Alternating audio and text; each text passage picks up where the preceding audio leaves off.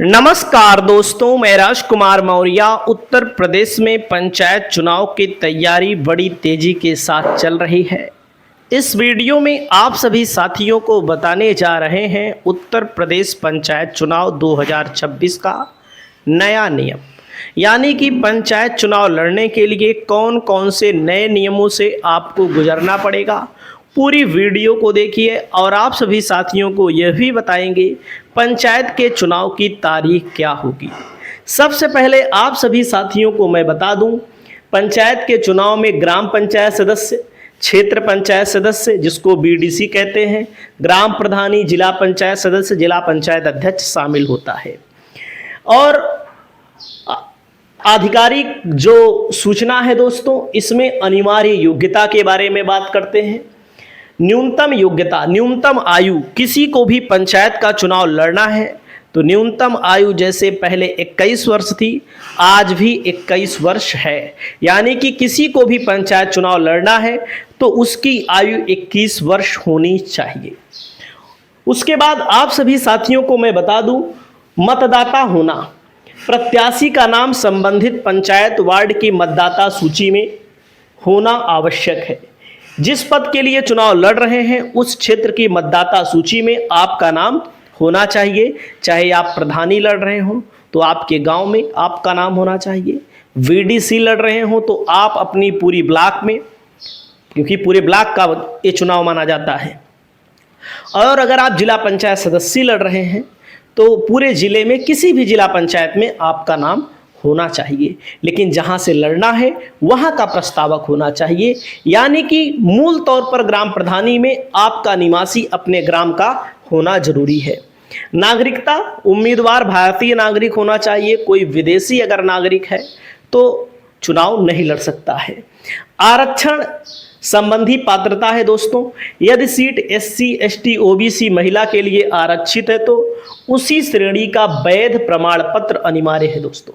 मतलब कि SC seat है तो एससी ही लड़ सकता है, प्रमाण पत्र लगेगा एससी का। एसटी है तो एसटी लड़ सकता है, एसटी का प्रमाण पत्र लगेगा। ओबीसी है तो ओबीसी का, और महिला ओबीसी अगर है, एससी है तो उसके मायके वाला प्रमाण पत्र लगेगा। इसको आप जरूर ध्यान दीजिएगा। वहीं पर आप सभी साथियों को बता दूं, दो संतान का नियम अधिसूचना ये है कि इसमें कोई बदलाव नहीं किया गया है। जैसे पहले लोग 1 संतान वाले, 2 संतान वाले, 4 संतान वाले, 10 संतान वाले लड़ते थे, वैसे अब भी लड़ेंगे। ये नई बात आपको मैं बता रहा हूं। शैक्षिक योग्यता, चाहे आप पढ़े लिखे हों या ना पढ़े लिखे हों, आपको शैक्षिक योग्य होना जरूरी नहीं है, लेकिन होना चाहिए ऐसा। हर चुनाव में शैक्षिक योग्यता निर्धारित होनी चाहिए, आप पंचायत का चुनाव लड़ सकते हैं। अयोग्यता, उम्मीदवार निम्न परिस्थितियों में अयोग्य हो सकता है। किसी गंभीर आपराधिक मामले में यदि उसको दोष सिद्ध होने के कारण सजा हो गई हो तो ये जान लीजिए अयोग्य माना जाएगा। दिवालिया अगर कोई घोषित हो गया हो वो भी अयोग्य माना जाएगा। मानसिक रूप से अस्वस्थ घोषित अगर हो गया हो तो वो भी कानूनी प्रमाण जरूरी है। जैसे किसी को भी आप नहीं कह सकते हैं कि मानसिक तौर पर अस्वस्थ है, वैसे भी मानसिक तौर पर जो लोग अस्वस्थ होते हैं उनको पेंशन वेंशन की भी व्यवस्था है सरकार की तरफ से, तो उससे भी पता लग जाता है। सरकारी स्थानीय निकाय के लाभ के पद पर, सरकारी या स्थानीय निकाय कहने का मतलब, अगर कोई व्यक्ति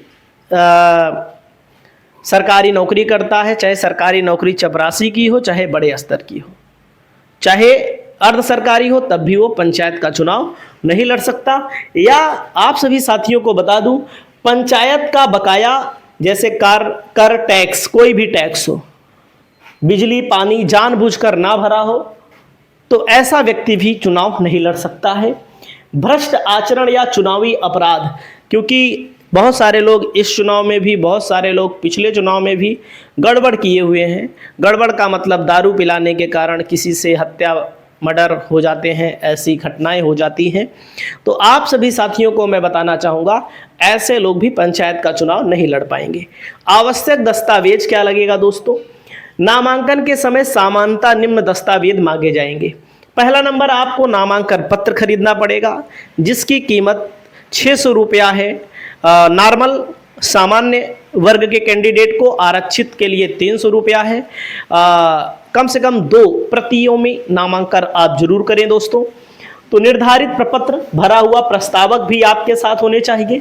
प्रस्तावक या समर्थक के हस्ताक्षर पदों के अनुसार आवश्यक संख्या में आपको ले जाना पड़ेगा, हस्ताक्षर भी होगा, उपस्थित भी रखना पड़ेगा, उनकी फोटो भी लगेगी, आपकी ही ग्राम सभा के होने चाहिए। जैसे प्रधानी में, जिला पंचायत में जिस वार्ड से लड़ रहे हो वहाँ के होने चाहिए।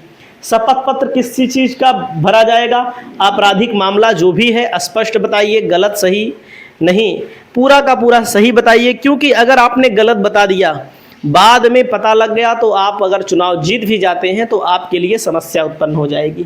चल अचल संपत्ति के विवरण के लिए आपको शपथ पत्र भरना पड़ेगा।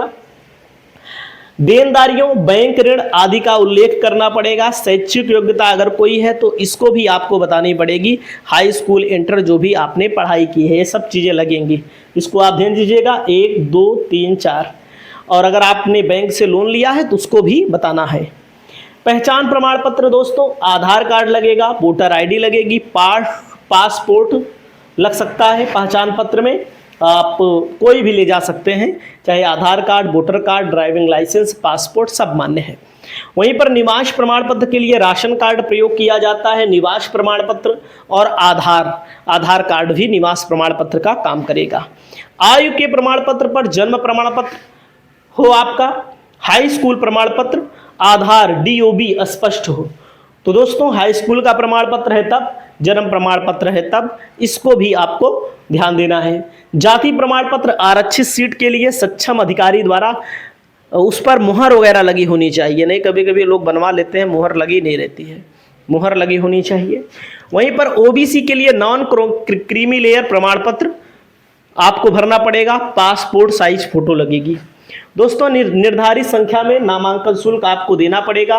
ग्राम प्रधान के लिए मैंने आपको बताया 600 रुपया है, और आरक्षित सीट से लड़ेंगे तो आधा पैसा ही लगेगा। BDC जिला पंचायत के लिए दोस्तों 1000 रुपया है, आरक्षित सीट से लड़ेंगे तो 500 रुपया ही लगेगा। अंतिम राशि अधिसूचना, मतलब कि बकाया ना होने का प्रमाण पत्र कि आपका टैक्स नहीं बकाया है, इनकम टैक्स हो, बिजली का बिल हो या हाउस टैक्स हो, कोई भी हो। दोस्तों पंचायत स्थानीय निकाय का कोई बकाया नहीं होने का प्रमाण पत्र। अलग अलग पदों के लिए संक्षिप्त पात्रता पद, न्यूनतम आयु, विशेष शर्त, ग्राम प्रधान 21 वर्ष, और वहीं पर क्षेत्र पंचायत के लिए 21 वर्ष, जिला पंचायत सदस्य के लिए 21 वर्ष। नामांकन की प्रक्रिया संक्षिप्त क्रम में, चुनाव अधिसूचना जारी होगी दोस्तों, नामांकन पत्र, नामांकन की जांच होती है, नामांकन की वापसी, अंतिम प्रत्याशी सूची जारी होती है, चुनाव चिन्ह का आवंटन किया जाता है।